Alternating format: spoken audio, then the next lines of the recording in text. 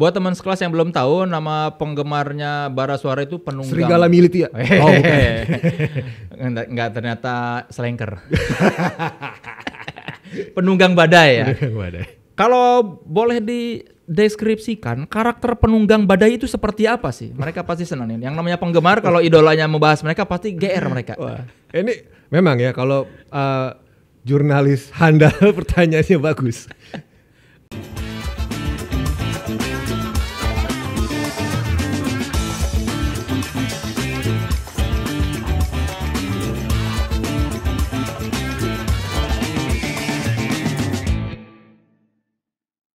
Halo teman sekelas, jumpa lagi di podcast Naik Kelas. Podcast yang mereka yang terus berekspresi namun tetap otentik. Masih bersama saya Soleh Solihun. Dan bintang tamu saya kali ini adalah seorang gitaris. Dulu dia bermain gitar buat orang lain.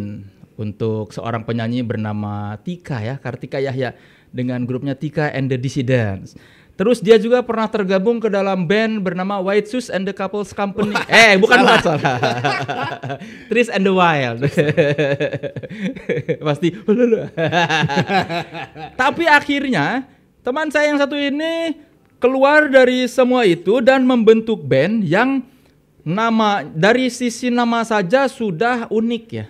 Dia sangat Indonesia sekali dan mungkin karena darah sastra mengalir deras dalam darahnya. Mengingat bapaknya seorang sastrawan ya. Jadi akhirnya teman saya yang satu ini bisa membuat karya yang tidak tunduk pada selera pasar. Ini bisa disebut idealisme dia. Ekspresi dia yang sangat personal bisa jadi. Tetapi akhirnya bisa diterima oleh orang. Itu yang paling berharga adalah ketika kita bisa berekspresi dengan bebas tanpa tunduk dari tekanan orang lain atau keinginan orang lain dan ternyata diterima. Ini adalah ekspresi baru yang tetap otentik. Dan teman saya ini salah seorang yang mempelopori pemakaian batik di kegiatan non formal. Ini ekspresi yang baru dan tetap otentik. Ini salah satu ekspresi baru tetap otentik. Sebelumnya kita tidak pernah menyaksikan batik di konser musik, tapi gara-gara dia orang sekarang pergi nonton konser bisa memakai batik dan terlihat keren. Teman sekelas, mari beri tepuk tangan untuk teman kita semua, Iga Masardi.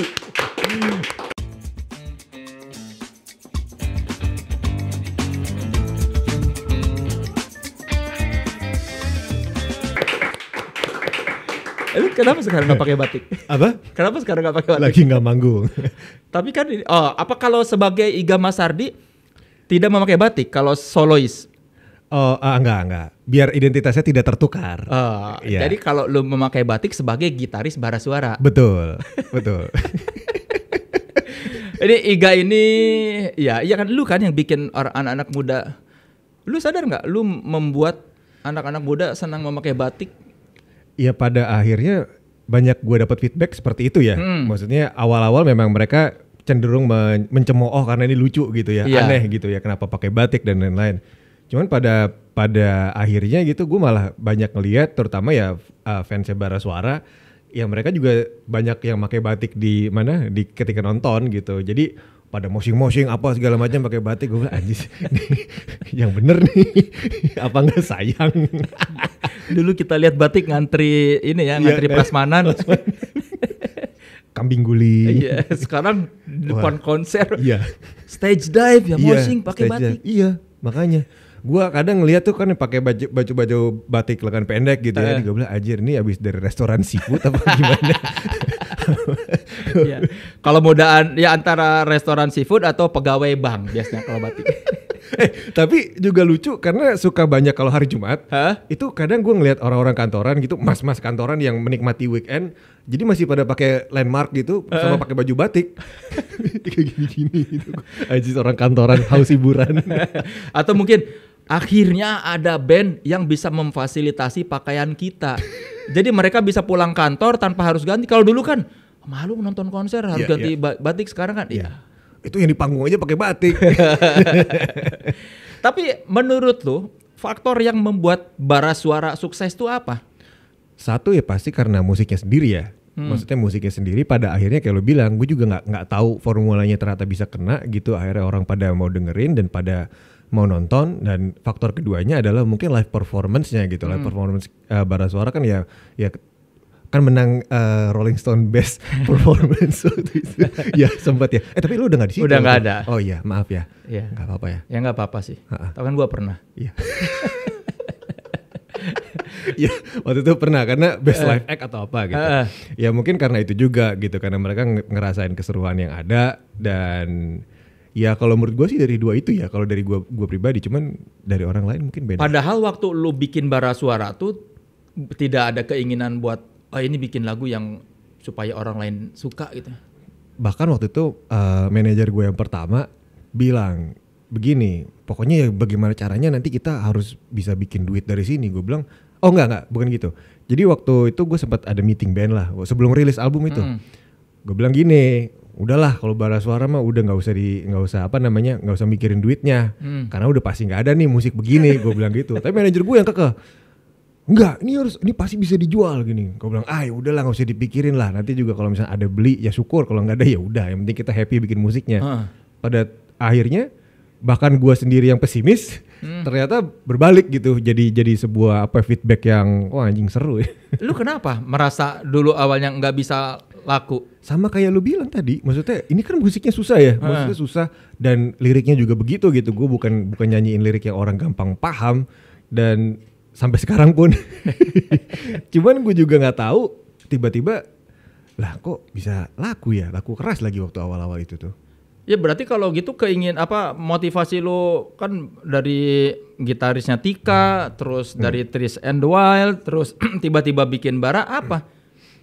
Jadi emang selama gua ngeband gitu kan dari 2007 lah, gua bikin band top 40 apa segala macam, keluar masuk band. Gue selalu punya di pikiran gue tuh gue pengen bikin band yang kayak gini. Cuman kadang suka mentok lah ya secara kreatif dan secara ego. Secara ego kayaknya nggak bisa gue aplikasiin di band yang A, terus gue ke band yang B nggak bisa juga, C, A, B segala macam.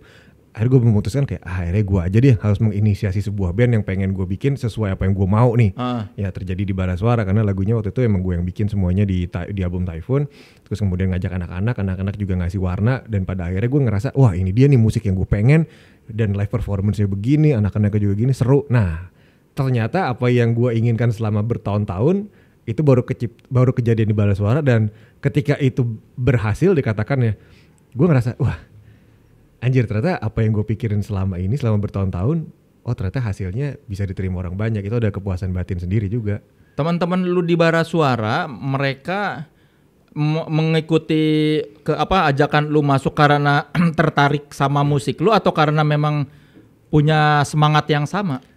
Dua-duanya ya. Maksudnya mereka nggak akan tertarik kalau musiknya menurut mereka nggak bagus juga gitu. Bukannya gue bilang musiknya bagus, cuman kayak at least cocok gitu. Dan dari situ juga gue nggak pernah menjanjikan apa-apa sama anak-anak itu untuk bahwa kita bakal sukses nih di tahun kesekian gitu. Jadi gue bener-bener pengen ya udah bikin musik, gue punya lagu begini-begini, gue pengennya begini. Nah lu kasih ide-ide lu semua, kita kumpulin, akur nih semua, ya udah jadi satu lagu, jadi gitu aja udah terus. Tapi gimana caranya lu? Kan tadi lu bilang di band-band sebelumnya egonya tidak bisa tersalurkan. Kenapa di sini semua bisa menerima apa yang lu mau? Karena yang pada dari awalnya komunikasinya jelas bahwa ini inisiasinya gue, inisiatornya gue dan gue leadernya. Jadi menurut gue justru lebih enak karena ketika gue punya keputusan hak veto gitu, ya mereka udah paham gitu. Ya walaupun gue juga pastinya diskusi dulu ya, maksudnya gue nggak yang tangan besi gitu.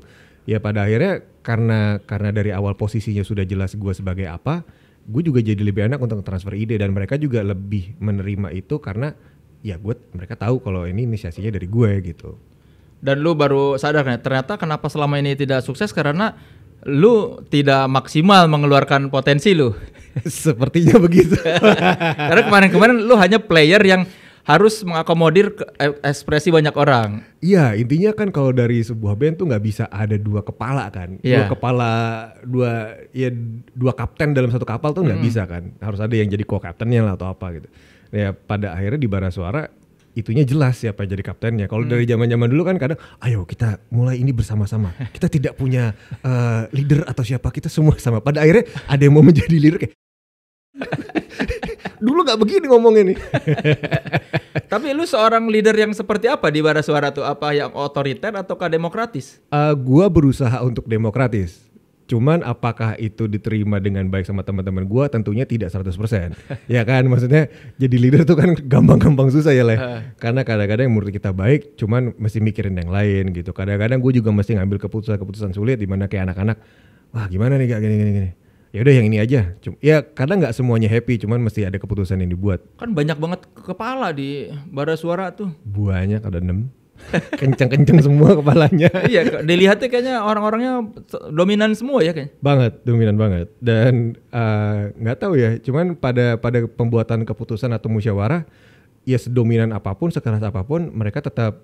Ya ini maksudnya ini yang gue kagumin dari teman-teman gue juga ya, maksudnya dengan segala macam track record yang mereka punya secara individu gitu.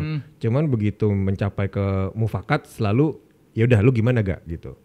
Dan gue berusaha untuk oh ya udah gini aja. Dan kadang-kadang keputusan terbaiknya justru bukan dari gue. Maksud gue ide terbaik untuk sebuah masalah bukan dari gue solusinya. Misalkan dari si Gerald atau dari si Marco, gini aja. Oh ya udah.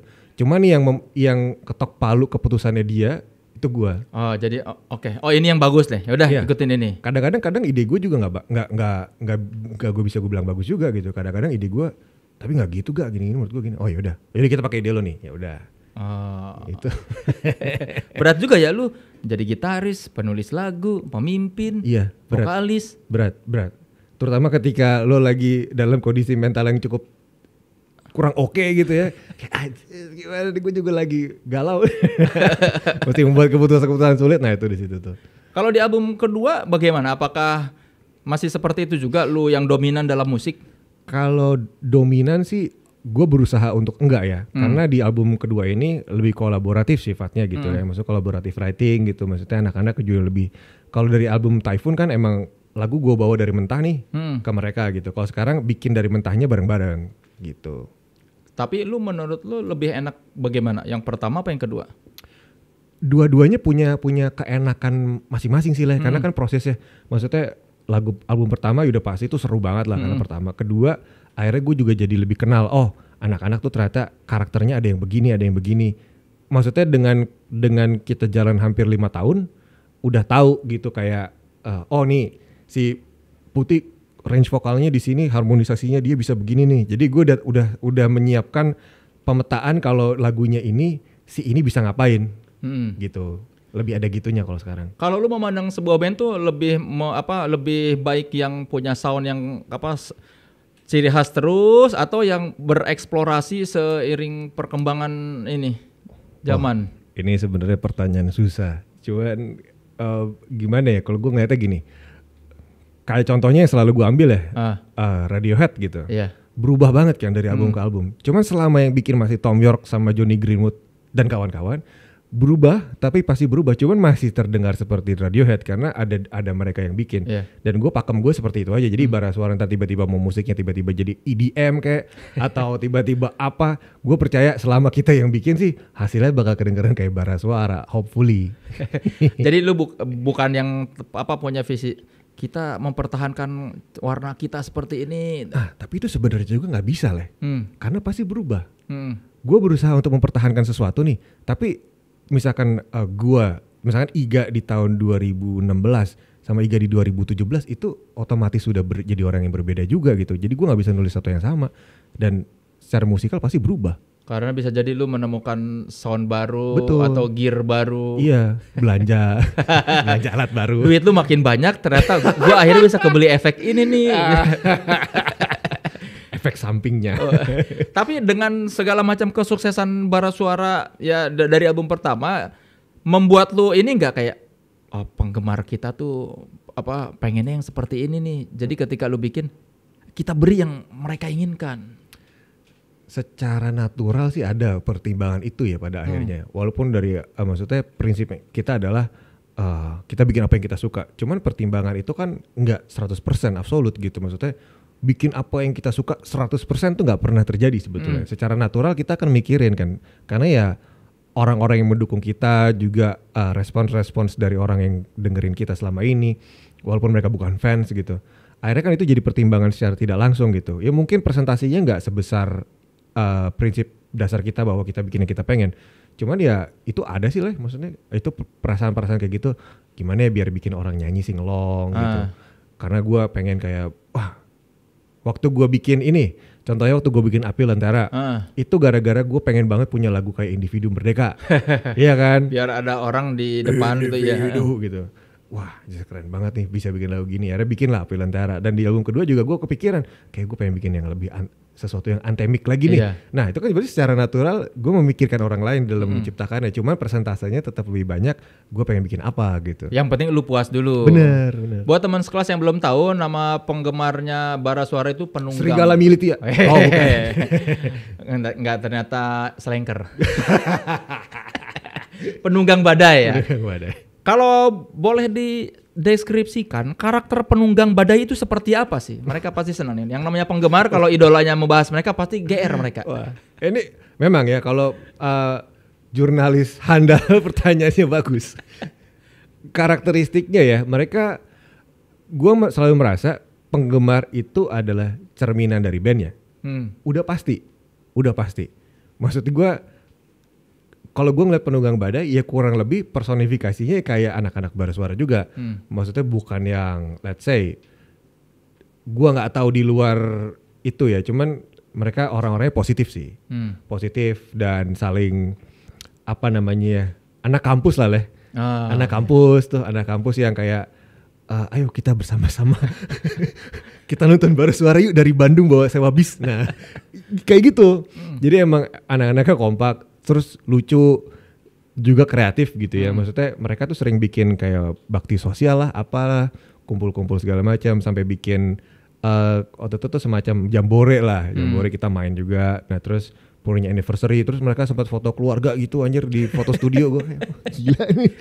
Jadi emang karakteristiknya mungkin guyup kali ya. Guyup sih kata yang tepat gitu ya. Maksudnya mereka kenal satu sama lain. Dan juga ada cinlok juga gitu ya. Ada yang kawin juga ujung-ujungnya. Dia emang ini sih kayak anak komplek baik-baik lah leh. Gitu ya. Ya karena idolanya juga anak komplek baik-baik ya. Insya Allah.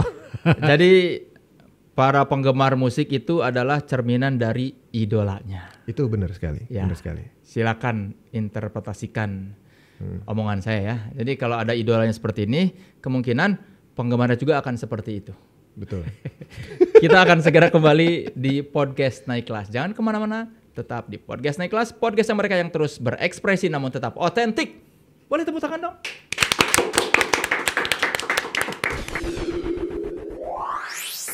Teman sekelas, kembali lagi di podcast Naik Kelas. Podcastnya mereka yang terus berekspresi namun tetap otentik. Masih bersama Soleh Solihun dan Iga Mas Ardi. Lu di Trees and the Wild tidak menulis lirik? Tidak. Karena memang bukan departemen gua. Oh. Ya, jadi gua di situ memang pure sebagai gitaris. Remedy itu yang ininya. Yang nulis. Tapi lu dari dulu sebenarnya kayak gatel nggak? Gue pengen nulis lirik. Pada saat itu sih gue emang belum pede untuk menulis lirik sih leh, karena belum nemu caranya. Belum nemu kenapanya gitu. Jadi ya gue ikhlas aja sih pada saat itu. Lalu apa yang membuat lu menemukan cara menulis lirik? Karena kan pada saat itu ya Trees and the Wild, Tika, terus kemudian gue masuk Soul Vibe juga gitu, terus jadi session player. Gue berpikir kayak gue pengen bikin musik, cuman gue nggak pengen juga ada orang lain yang nulis lirik buat gue gitu. Apalagi nyanyiin, kayaknya gue pengen belajar jadi penyanyi deh. Gue pengen belajar bikin lirik, gue pengen nyanyi gitu. Ya akhirnya gue nulis lirik sedemikian rupa aja. Tapi akhirnya ketemu caranya gitu, secara natural dan secara tiba-tiba. Oh gue bisa nulis lirik kayak gini ya. Walaupun memang kata-katanya bersayap gitu, tapi gue ngerasa nyaman karena gue bisa nyampein. Karena lu pengen menyanyikan lirik itu ya? Iya, karena gue nggak kebayang kalau lirik lagu gue kayak gini dinyanyiin sama orang, apakah paham gitu? Karena teman-teman band gue sampai sekarang juga nggak tahu tuh lagunya apaan artinya. Mereka juga terus terang gitu, gue nggak tahu lagunya tentang apaan. Emang lu nggak menerangkan? Ini maknanya tentang ini. Kadang itu terjadi malah di interview rame-rame. Pas di interview baru rame-rame, mereka sadar. Iya, oh itu maksudnya. Iya. Oh ini baru pertama kali nih Iga jelasin soal lagunya. Lu juga gak pernah nanya. Mereka nerima aja, oh liriknya gini, nyanyinya gini-gini. Kalau untuk Icil sama Putih nanya. Oh gitu. Ini mas, ini tentang apa sih mas? Oh iya gini, jadi biar emosinya nyampe. Yeah. Kalau anak-anak yang lain sih kadang-kadang ya nanya juga kayak Gerald gitu. Ini tentang apa nih bang? Ini gini, gue ceritain. Oh iya. oke, gue pengen bikinnya kayak gini nih berarti. Nah, cuman ya most of the time sih ya mereka hayu aja, hajar aja gitu. Mungkin baca ya di rumah cuman gak nanya gitu. Menerka-nerka apa maksudnya ini? Iya ini Ajis vokalis gue ngablu apa ngapain. Api dan Lentera, Api kayaknya camping nih.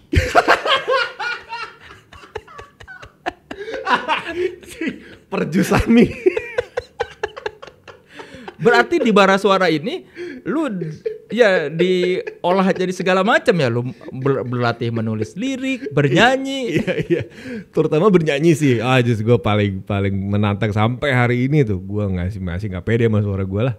Nggak, yang bikin lu pede nyanyi di bara gara-gara lirik buatan lu sendiri. Karena gue nggak bayang lah orang lain gue ajak jadi vokalis.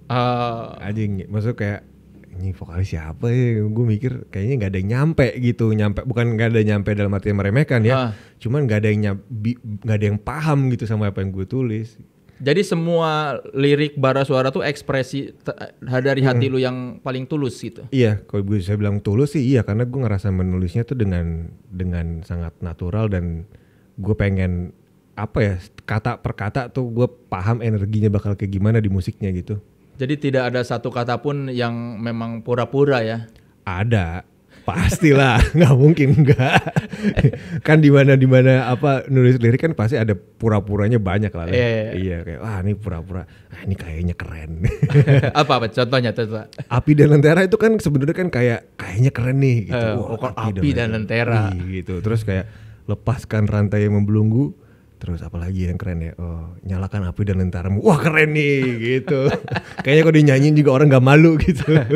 Tapi ya Iga Masardi ini jadi salah seorang penulis lirik berbahasa Indonesia yang bagus ya. Alhamdulillah. Karena liriknya gak norak dan tidak pretensius.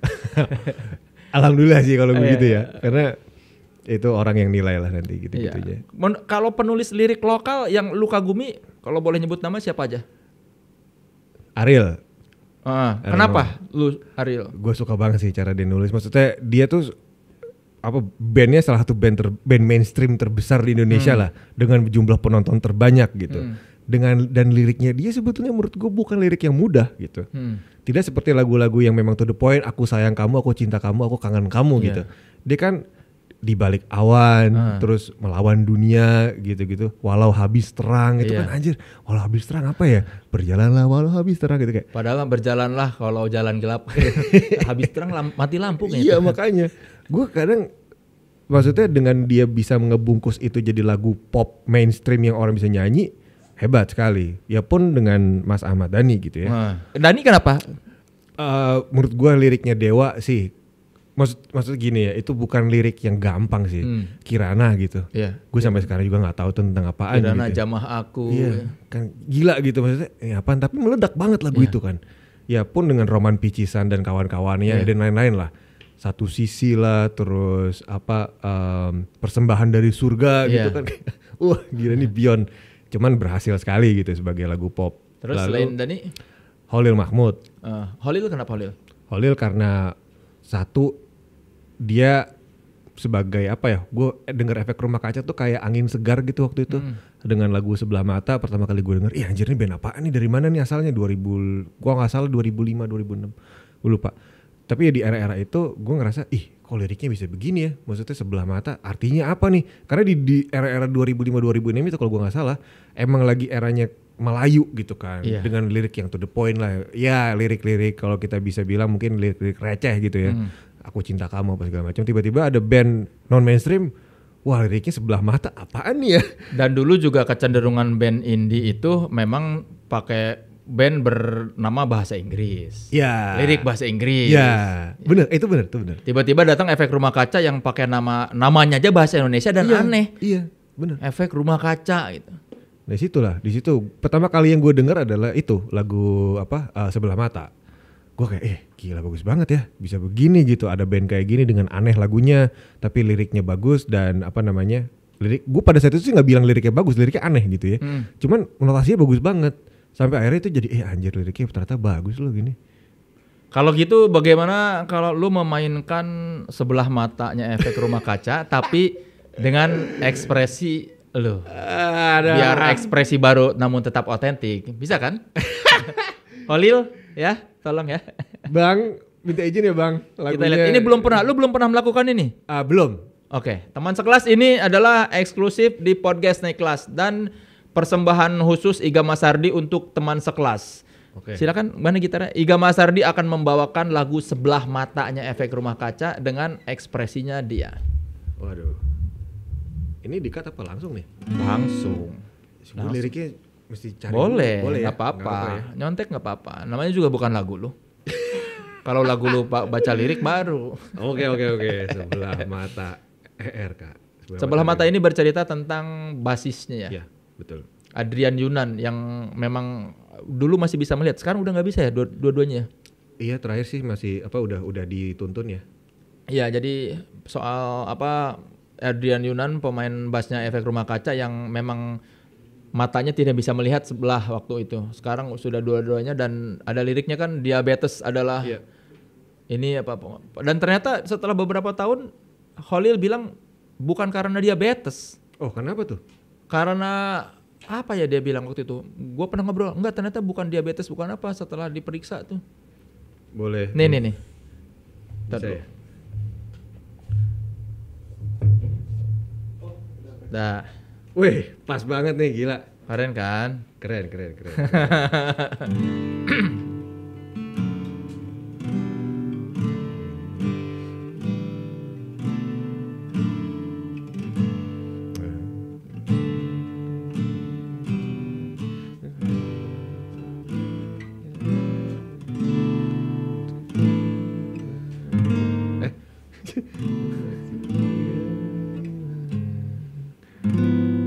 Oke. Udah tahu. Wih. Oke, udah tahu. Cepetnya kalau gitaris jago macam terang jadi aja.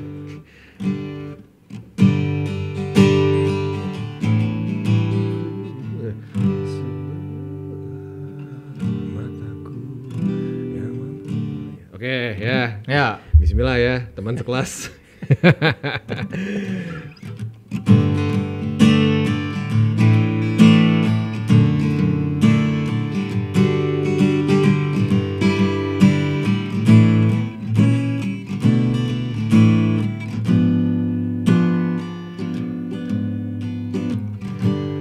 Sebelah mataku yang mampu melihat bercak adalah sebuah warna-warna mempesona, membaur suara, di bawahnya kegetiran begitu asing terdengar.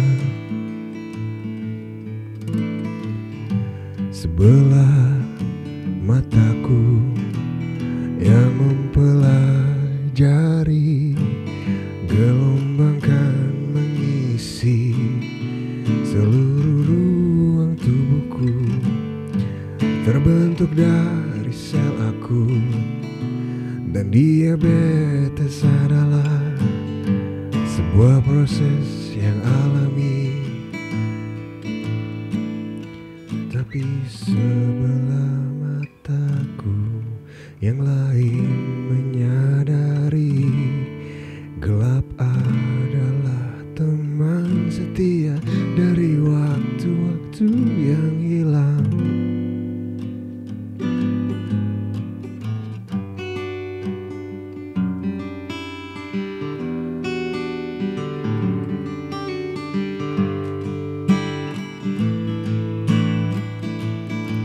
Tapi sebelah mataku yang lain menyadari gelap adalah teman setia bagi waktu-waktu yang hilang. Dari waktu-waktu yang hilang, dari waktu-waktu yang hilang.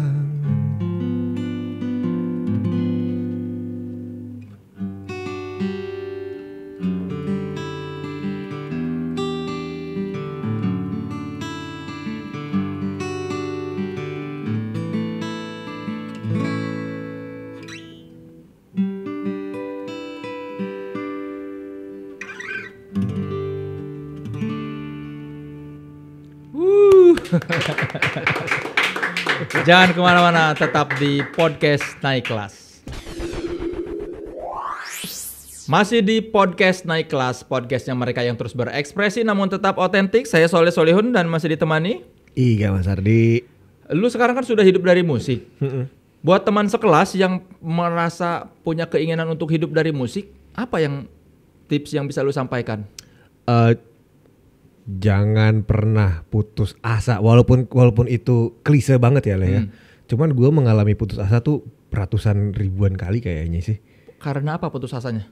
Finansial biasanya kan. Iya kan?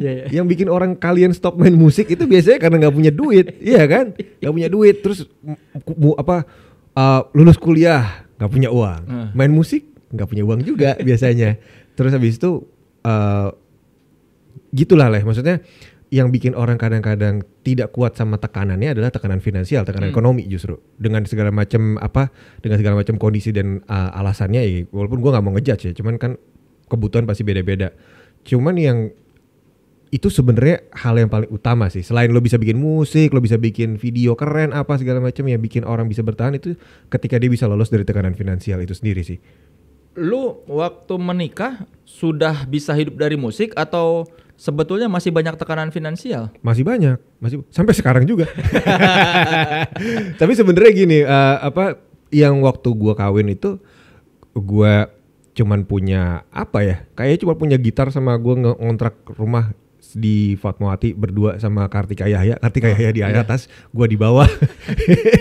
Jadi ya kondisinya kayak gitu. Maksud gua ketika orang bilang gimana bang caranya biar bisa survive di musik ya, lu mesti kuat dari tekanan finansial itu, karena itu yang paling mendasar dan orang cenderung untuk tidak mengindahkan hal itu gitu. Cenderung untuk ya kita harus kreatif, kita harus bikin idealisme apa segala macam. All that bullshit ketika lo nggak bisa tahan sama kondisi finansial itu jadi buyar semuanya. Jadi intinya harus sabar pas lagi bokeh ya. Betul. Karena kalau gue emang gini, maksudnya gue sejujurnya ya gue bisanya main musik doang. Maksudnya gue nggak bisa berbisnis berbisnis as a businessman ya gitu, menjual apa gitu gue tidak terlalu ahli. Cuman yang gue bisa main musik pada akhirnya ups and downs-nya. Solusi gue cuman ya udah kalau gue nggak bisa main musik gue bisa ngapain? Gue bisa ngajar nih. Waktu itu gue sempat buka les private waktu itu. Satu kali datang misalkan 200.000. Cuman itu bisa menghidupi gue. Terus kemudian gue kerja di toko musik waktu itu. Ya caranya banyak, cuman ya ujungnya pasti gue lewat via musik gitu sebagai kendaraan gue, karena gue tahu kredibilitas dan kapabilitas gue ada di situ. Jadi ya mungkin teman-teman yang mau main musik gitu ya, banyak banget cara ini solusinya ya. Banyak banget cara yang bisa kalian dapat uang lewat musik selain jadi musisi. Kalau apalagi sekarang bisa jadi content creator misalkan, edukasi sifatnya, bisa edukasi lesson musik apapun itu. Terus kemudian juga bisa kalau sekarang lo cover songs udah bisa bikin uang juga dari situ. Ya apapun itulah, maksudnya banyak sekali cara untuk bisa keluar dari tekanan finansial, tidak seperti gue dulu.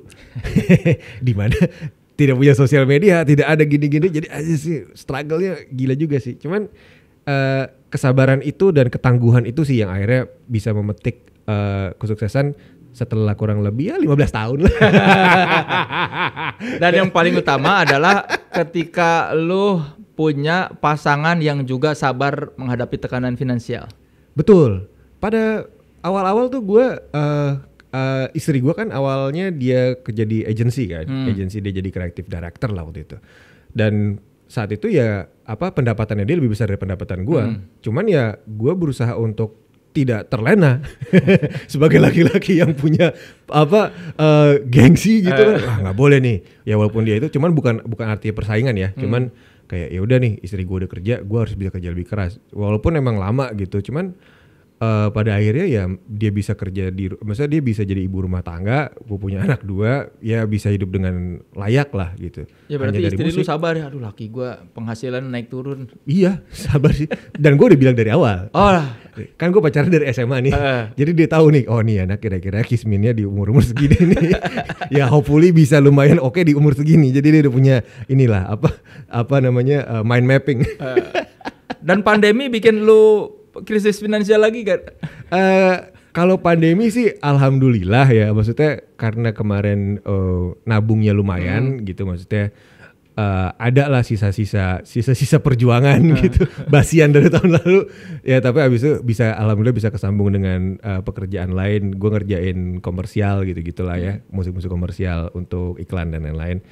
Dan apa namanya, kalau dari segi pertunjukan sih angus bang, dari bulan Februari itu ke depan udah angus. Cuman ya akhirnya musisi juga bisa bikin konten dan bisa bikin apa namanya, kayak teman-teman gue yang lain di Bara, kayak si Marco sempat bikin kelas gitu-gitu. Ya itu bisa memutar roda ekonomi lah. Tapi di lagu terbarunya Iga Masardi ini dia punya proyek solo ya. Judulnya silakan dengarkan di platform digital, ada Krisis Hiburan. Betul. Di Krisis Hiburan tuh kan lu ngomongin soal lihat mutasi, cuma apa lirik lu? Cek mutasi. Konsistensi sepi.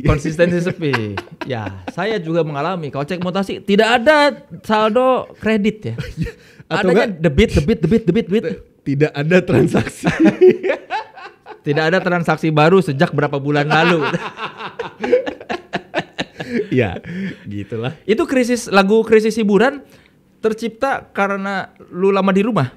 Udah pasti. Kan kita emang di bulan Februari Maret itu kan lagi Maret April lah itu lagi adaptasi gila-gilaan sih. Maksudnya berubah kan semuanya kan. Kita nggak bisa kemana-mana, nggak bisa ngapa-ngapain. Jadi pada saat itu gue ngerasa anjir gue ngapain ya. Maksudnya kerjaan gue tuh lah ya. Gue ada jam-jam detox digital tuh biasanya. Dari jam 4 sampai jam 6 sore lah. Di teras rumah aja udah gonjreng gitu, pakai baju jelek, pakai celana pendek gitu. Anjing, musisi gak ada kerjaan. Kerjaannya cuma gonjreng sama tetangga kali ya. Tapi lama-lama kayaknya kondisi kayak gini, kalau gue sedih-sedih bikin lagunya nggak cocok ya. Kayaknya mending gue ketawain aja lah sekalian. Ya akhirnya muncul lah itu semua lirik-lirik kayak ada cek mutasi, terus kemudian soal Instagram live akhirnya jadi hiburan. Iya, gitu. obrolan dua orang jadi tontonan. Krisis hiburan. Yang main musik semua lu? Main musik semua gua, kecuali berarti itu kontradiksi. Ya. Bukan semua kecuali ini. Ya, bukan semua kecuali. Berarti yang main musik gua di. Iya, betul. Ya, gua main gitar. Pokoknya gini. Ada Enrico main drum. Ada Yuyi Trirahma, dia vokalisnya Fleur. Terus ada Vega Antares, dia main keyboard dan mengisi vokal latar juga.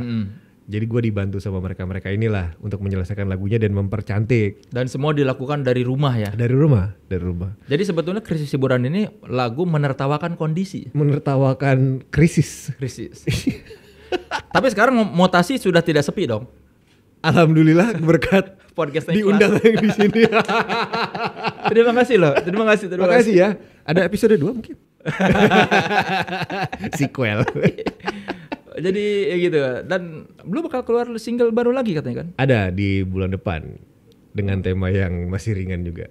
Jadi gara-gara pandemi lu malah berkarya dan melebar karyanya ya dari seorang pemain band menjadi solois. Iya, dan gue juga menemukan ini sih Leh, maksudnya kayak kalau maksudnya gue bikin musik di Bara Suara tuh kan serius ya, mikirin banyak hal gitu. Kalau di sini tuh gue kayak ngedapetin fun yang udah lama gue nggak dapetin ketika gue main musik waktu SMP gitu. Waktu SMA kan kayak bikin lagu gampang, yang penting happy. Nah ini gue nemuin nostalgia itu lagi perasaannya. Dan kenapa lagu krisis hiburan jadi soundtrack orang sepedahan? Nah, kayaknya berkaitan dengan tren juga sih. Tren ya, maksudnya waktu itu kan sebenarnya awal-awal juga banyak orang ngepost krisis hiburan di story mereka ya, ada yang nyetrika gitu, ada yang gitaran di genteng bapak-bapak gitu. Lama-lama sepeda semakin banyak. Karena lagi tren, gue repost juga, dan plus karena gue sepedahan juga, jadi kayaknya itu jadi roda gitu, maksudnya berputar di situ. Dan diplesetin jadi krisis hiburan. Itu akal-akalan gue sih. Silakan lihat teman sekelas di IG story-nya Iga Masardi, pasti selalu ada followers dia ngepost story lagi naik sepeda dengan lagu krisis hiburan. Betul. Tapi cocok loh suasananya, kayak di bawah jalan tuh kayak menyenangkan ya. Iya, bagian teng nong. Jadi kayak membuat suasana sepedahan jadi lebih menyenangkan. Minimal dengkul nggak kerasa panas banget lah. Kadang-kadang gue iri juga sih Kenapa? Sama mereka. Karena banyak juga kan teman-teman di luar kota ya. Kayak kemarin ada baru tadi pagi ada yang sepedaan di Poso. Jadi dia sebelahnya pantai gitu. Terus ada yang di Jogja di sawah. Gue bilang ada yang di Bali ada di pantai. Gue anjir enak banget ya. Gue cuma sepeda di sini Sudirman lagi. Kemarin lu ke pinggir pantai. Oh iya. Pantai tertutup.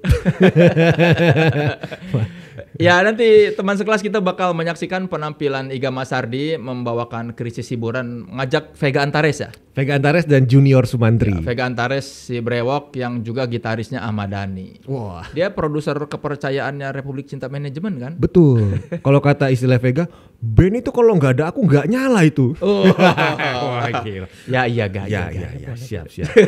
Cincinnya aja VA. Ya, kalau Junior Sumantri yang tidak brewok nanti ya pokoknya. Limis. Oke teman sekelas, ini kita sudah sampai di ujung perjumpaan kita. Karena ini podcast naik kelas, maka saya akan menerangkan kepada teman sekelas kenapa seorang Iga Masardi itu layak kita kasih predikat sudah naik kelas. Pertama, dia dulu hanya pemain gitar di band, ya meskipun ada yang satu dia mengiringi seorang diva indie ya. Kartika Yahya, saya menyebutnya diva indie.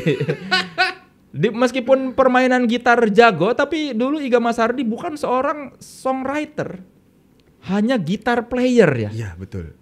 Jago, tapi belum bisa membuat karya.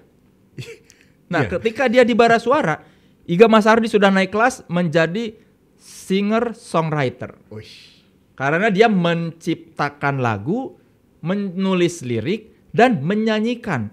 Ini sesuatu yang bahkan ketika di awal-awal dia berkarir, dia takut ya. Lu takut. Nah, Iga melawan ketakutan itu dan berhasil mengeluarkan ekspresi baru yang tetap otentik dengan hasil yang ini yang luar biasa. Karena diterima masyarakat dan menjadi salah satu band yang diperhitungkan. Lagunya yang susah, yang mungkin secara pertama didengar tuh kayak susah dicerna, itu adalah high rotation di radio yang memutarkan lagu-lagu mainstream. Alhamdulillah. Kayaknya band indie lain tidak ada yang mendapat porsi sebanyak itu loh. Mungkin ya. Iya, soalnya gue dengerin lagu radio yang di Jakarta ada yang memang muterinnya lagu masyarakat awam. Itu sering banget itu, Bara Suara. Alhamdulillah. Itu keberhasilan Iga Masardi. Boleh tepuk tangan dulu.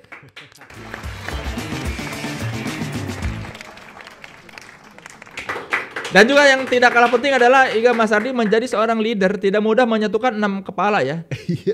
Dengan ekspresi yang berbeda-beda, kita lihat kalau Bara Suara di panggung aja nggak bisa diem, kayaknya mereka orangnya ekspresif ya. Oh iya. Tidak ada yang pendiam kayaknya di Bara Suara ya. Tidak ada. Saya bisa membayangkan di panggung aja tidak pendiam, apalagi ketika latihan atau mengeluarkan ide. Itulah mengapa Iga naik kelas, karena dia bisa memfasilitasi ada segala macam ekspresi yang ada di bandnya sehingga menjadi satu ekspresi yang bagus dan bisa diterima oleh kita semua. Luar biasa ya. Dan setelah kita pikir Iga Masardi naik kelas di situ berhenti, ternyata tidak, karena dia berhasil membuktikan bahwa di tengah kesulitan dia berhasil membuat sebuah karya yang bagus. Kalau jelek sih nggak akan gua puji gak. Oh iya. Oh, saya orangnya kalau soal musik idealis ya. Oh iya. Makasih ya Le. Saya tidak mau muji musik yang menurut saya tidak bagus. Krisis Hiburan itu bagus. Wah gila. Menyenangkan. Keren, naik kelas lagi itu. Gila. Dan itu menurut saya ini lagu pertama di Indonesia yang menurut saya bisa menangkap apa keresahan atau yang dialami oleh banyak orang. Wah, boleh diulang nggak? Boleh diulang. Nanti aja di YouTube lu tinggal posting. Oh iya. Ya pokoknya ini menurut saya nih, silakan. Oh, iya. Oke. Silakan.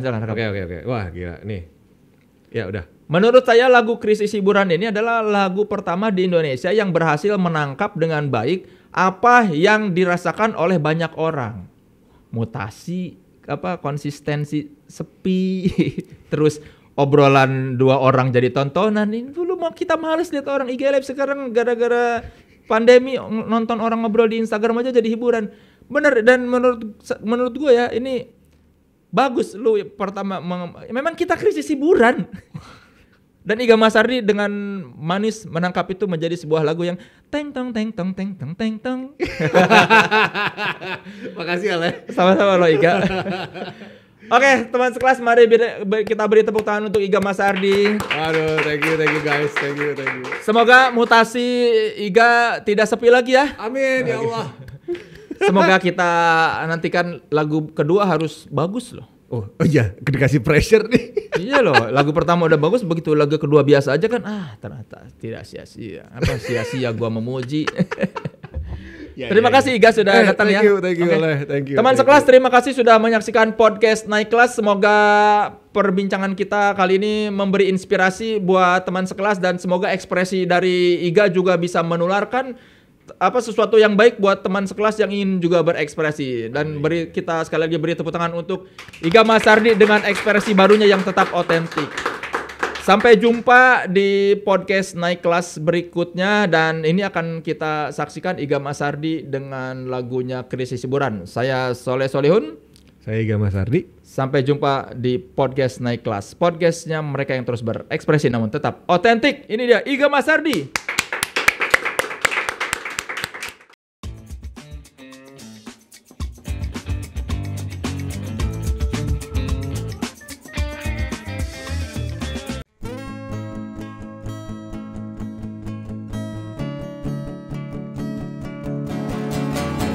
Aku tidak dicari dalam setiap pagi, miskin notifikasi.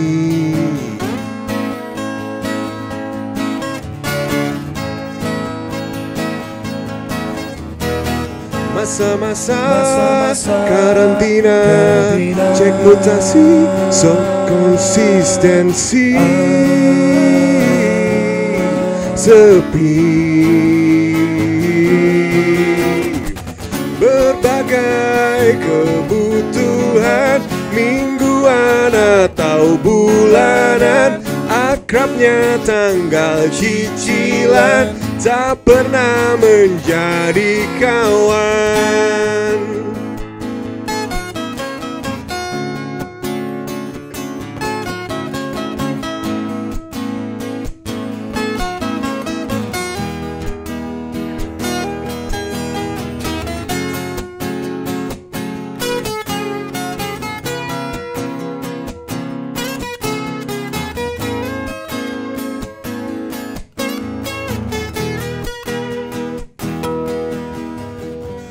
Kini malam milik Instagram, obrolan dua orang jadi tontonan.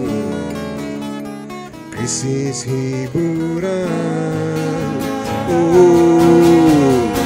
berbagai kebutuhan mingguan atau bulanan, akrabnya tanggal cicilan, tak pernah menjadi kawan.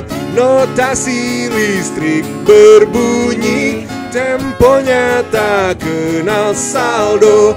Nikotin jadi adiksi, padahal tadinya opsi.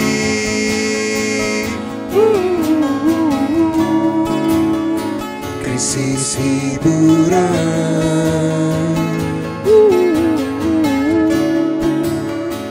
kolaborasi,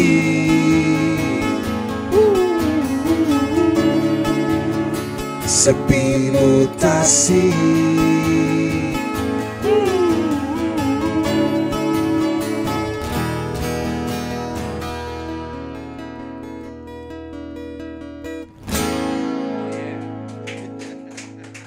Cek saldo.